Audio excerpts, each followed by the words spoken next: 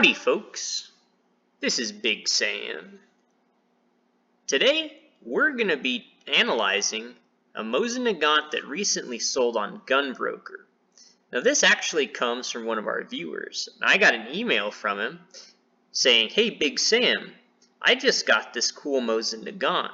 Can you take a look at it and let me know what you think of it and if you think that I got a good price?"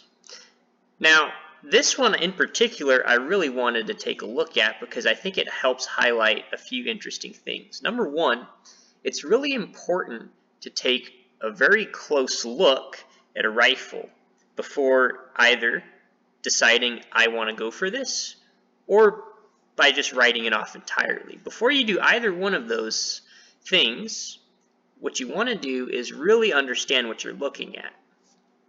Now, the other important thing we're going to figure out from looking at this is not looking or really taking to heart what the title or the description is, because neither of them are very important, as we're going to find out. Now, you'll see here that this rifle sold for $730 US. Now, that's not the total price of this cost, because on top of this, Gunbroker is going to charge you a credit card fee if you use a credit card. They're going to charge you sales tax, and they're going to charge you shipping unless you pick it up. Now this one's in California, so if you live there, you can, do their whole deal where you have to wait like a week or something to pick it up. I don't exactly remember the law there. It's very strange. That'll save you a little bit of money though. Otherwise, you're going to have to spend $50 on top of everything else to get it shipped. So this is going to be closer to like $900 something. Now you can see here we're looking at a 9130 rifle made in 1936 according to the title. Now you might say, well, $900 is kind of a lot of money for this. Are we analyzing this to see how bad of a financial purchase or financial decision this was, you might ask? Actually, no. In fact, this is a really good find and a good buy, and I'm going to show you why. So let's take a closer look at this gun. Now, this seller is lock, stock, and barrel. You can see they're a top 10 seller. They sell tons of things like this very gun on Gunbroker all the time. They're usually pretty good about posting a lot of pictures. In this case, you see we have 73 pictures. So we're just going to go through the pictures, and I'm going to show you some of the things that I look for.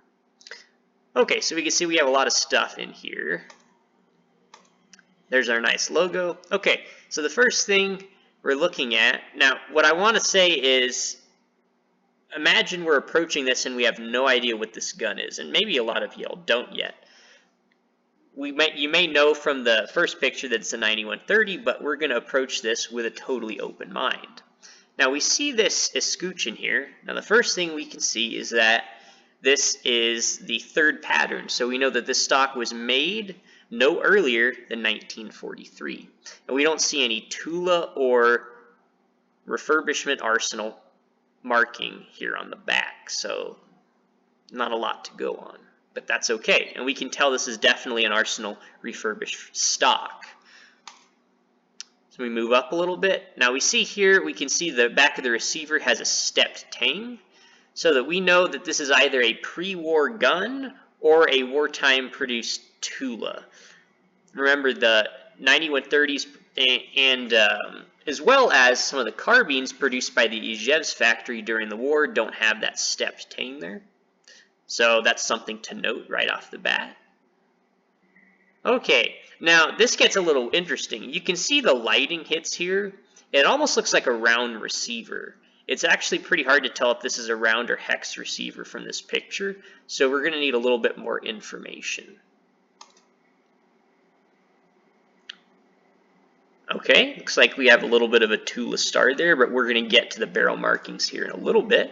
We're going down the stock again. There's our, again, Type 3 escutcheon. We can see we have this sort of interesting stock repair. Relatively common to see that. You get cracking here all the time. So they'll put a splice in there. Alright, now we can see that this rifle comes with a lot of really nice things. We've got a bayonet some ammo pouches, and a sling. So when you purchase a rifle, you also need to account for these things as well, because the price of these does add up.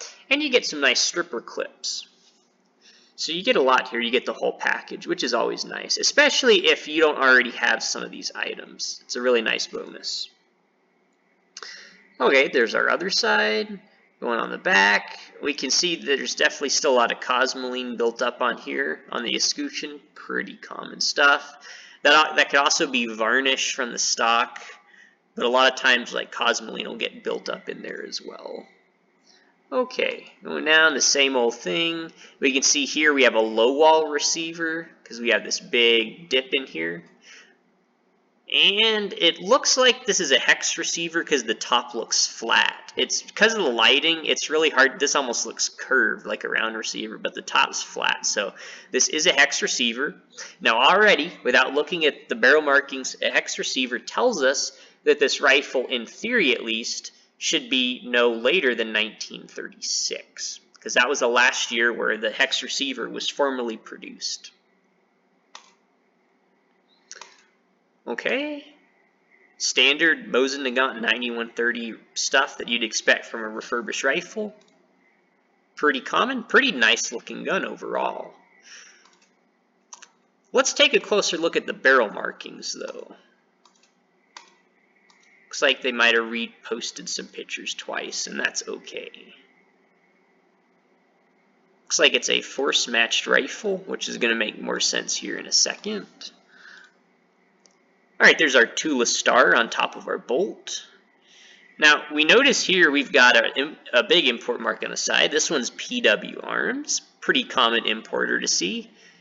Probably the second most common next to Century Arms. You'll see PW Arms quite a lot. This is our Arsenal refurbishment logo there, it appears. And here's our barrel markings finally. Okay, so this is serial number 132,127. Now there's a couple things I want to note here. The first is the date. Looks like it is 1936. You might see that the 6 looks a little weird. Well, typically Tula would, it almost looks like an overstamp. Seems like the last digit in the date in at least the mid-30s, they would stamp a lot harder or overstamp, so that's why you'll see this look weird here, this last digit, but that's pretty common. And again, this is a hex receiver, so 1936, okay, that makes sense. And this is 132,000 apparently, so this is like one of the very last hex receiver guns really ever produced by the Tula factory. So that's pretty cool, but that's not what makes this gun interesting. If we look up here, you're going to see these two letters on each side of the star, right? So you have a C and then an N here. In Russian, this is S, and this letter is P. And these two letters are extremely important in helping us understand what this rifle is. These letters denote a accuracy barrel, sort of. That's what the description says. Now, if you look here in the description, it says, barrel shank has two Arsenal markings, including P in a circle, which is a post-war refurbishment marking, S and P, which indicate the barrel was manufactured for superior accuracy. That's all they say. That doesn't really mean a lot. Well, what this actually means, if we go back here to our barrel markings, is that this barrel was actually produced on a separate assembly line. There's a whole separate barrel production process for sniper rifles. And that's what this rifle is, and we're going to get into that more here in a second. But starting in 1934, the Tula factory would have their own separate production process for sniper rifles. And they wanted to, and this is specifically for the barrels, because they needed to better control the tolerances such that you have smaller standard deviations of things like barrel diameters, your twist rates, and all this other stuff when it comes to rifling, because producing barrels is a very tricky, very tedious thing, and it's really, in a lot of ways, it's the most difficult thing, the most expensive thing about the production of the Mosin Nagant rifle. And you could also argue it's the most important, because it's a lot of the factors related to accuracy are going to coincide with your barrel production. So you want to make sure your barrel production is good and consistent for sniper rifles. And that's what the Tula factory did. And when they produced barrels in the separate process, they would mark them with this S and a P. Now the Tula factory started producing sniper rifles in 1932. And this type of sniper rifle is known as the PE sniper.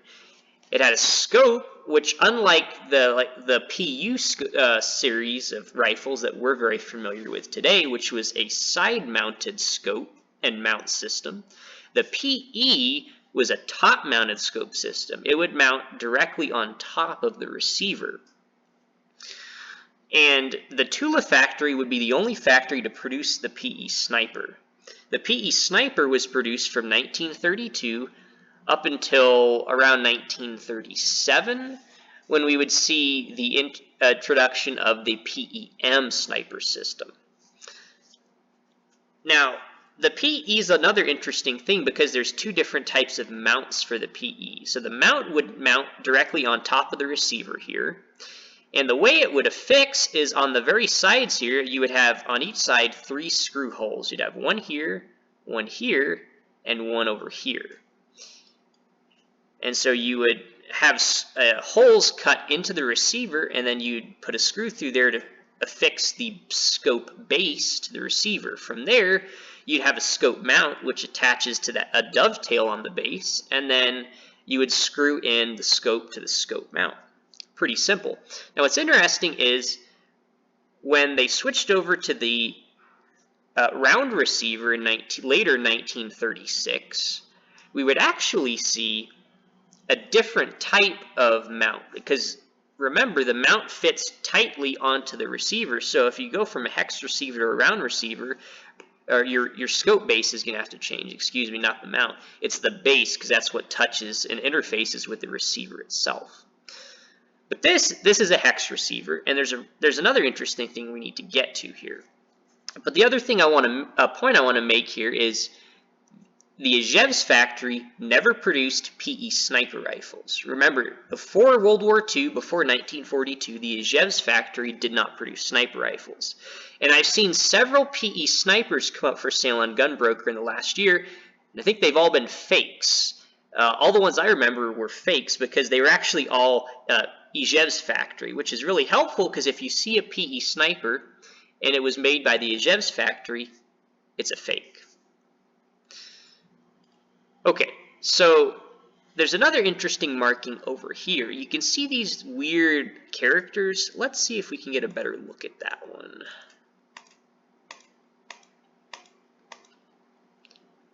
Okay, maybe this guy. Nope, we skipped over it again. I don't like their sequence of pictures they've got. All right, now we can look at the bore here. The muzzle looks very nice. Has not been counterbored. Overall, this is probably a fantastic shooting rifle. And I want to show you this other picture because it's really interesting. Okay, we'll go here. Perfect. So on this side, you see these weird letters. It looks like a P, just like we saw the S and the P marking, that P marking on the barrel. That looks like a Russian P. Then we have a 342 here. Then we have a lot of this, like, see how this weird chattering, grinding marks over here? What's with that? Okay, so this rifle used to be a sniper rifle, and from around 1933 to 1936 thereabouts, you would see this weird pattern of letter and numbers stamped on the right side of the receiver here. So this is correct. And what this is actually an assembly number. Now when they would build these guns, they would have an assembly number, and it would be stamped on the rifle, and the same assembly number would also be stamped on the scope mount itself.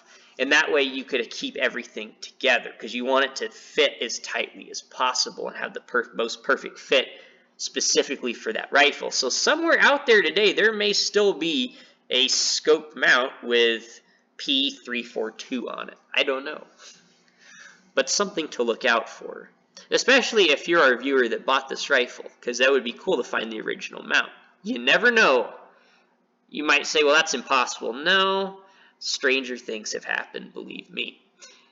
Now, what happened was, right at the end of World War II, the Russians looked around and said, well, we have 3 different patterns of sniper rifles. We have the PE, the PEM, and the PU. And they wanted to standardize on one system because it was really expensive to maintain these, especially if you got to keep supplying guns with replacement scopes or scope parts. The PE especially was tedious because it had the most complex scope. PE scopes actually had a manual focus adjustment on them, unlike the PEMs and the PUs. Fabulous, fantastic pieces of machinery, but they are very complex things, and they're not fun to manufacture or upkeep. So after the war, they were all decommissioned, and all of the rifles were retrofitted back into infantry configuration. So those holes, the screw holes for the scope mount, were plugged, and they were all welded over. So that's why you see these grinding marks. They were trying to make it a little bit nicer, and then they reblued everything. Now what's nice here is you still have this assembly number. A lot of times this will actually be gone. Sometimes they will specifically remove this in the refurbishment process. And also, before 1933, or early 1933 and before, this assembly number is actually not even stamped on the right side of the receiver. It'd be stamped on the back side of the tang. So if you look here, the assembly number would be stamped. It would be underneath the wood, but it would be like here on the side of the receiver, somewhere in there. Really fascinating. And then later, you wouldn't see it there. Once they switched to the round receivers, you wouldn't see the assembly number anymore. So having that is also a huge plus. Okay, so now we know why this gun exists and what it is. There's a couple interesting questions though. So one is, well, could you reconvert this back into a sniper rifle? And the answer is actually yes. There's actually a lot of people out there that want an original PE sniper rifle, because most of the PEs, again, I see for sale are just complete reproductions. So having one you could actually convert back into a sniper rifle would be really interesting. Now, should you? That's not a question, if you're the seller listening, well, that's not a question I can really answer for you, unfortunately. If I had this gun, I probably wouldn't, but that's just me. I'm not really big into turning them back into the sniper rifles. I don't really have anything against it, though. If that's something you're interested in, I would go for it, because I think it would actually not hurt the value. In this case, it would probably help the value a little bit. And this is one of those weird things where there's not a lot of real ones out there. So if you had one and you were able to convert it back and find an original scope and whatever, the value is really not well defined. And even for this gun, at maybe close to $900 when it's all said and done, the value here is still not that well defined. A real PE sniper rifle doesn't really come up for sale all that often, and a lot of people don't even really know what they are, aren't really aware of what they are. That's one of the goals of this channel, is to really help educate people to get a better understanding of, okay, what kinds of guns are actually out there, because this gun is really cool and quite fascinating and is a really important piece of history. And how do you put a price on it? Well, simply put, it's worth what someone will pay for it. And someone's going to pay close to $900, I guess, for this. Maybe a little bit less, but still, this is not a trivial sum of money by any means, but this is not a trivial piece of history by any means. So this is an excellent purchase. I'm really glad that the guy who emailed me ended up buying this, because this is just a fantastic find. You don't see these very often. And I'm really glad he emailed me, because he was more than happy to let me share this video with y'all to take a closer analysis of his purchase, so we can kind of go over exactly what he found. And I'm not totally sure of all the ins and outs of that we just went over of what the seller knew, but hopefully maybe this will give, if you're the buyer, but if you're the buyer, maybe you'll have a little bit better understanding of this gun now, if you didn't already before. And hopefully you really now have a full appreciation of how cool this gun is and how neat PE snipers are. Alright, so that's the Big Sam analysis on this rifle. Overall, this is a really cool find. And remember, if you trusted the title and believed what it said and what it didn't say, well, then you might have skipped over this gun, even if you were looking for a PE sniper, which is again why you always gotta focus on what the gun is, what's in front of you, and not what the seller says it is or it isn't. So thank you guys for watching. If y'all are interested in more of these types of videos, let me know, because I'd be glad to do them. Let me know if y'all have any prayer requests, and we'll see you next time.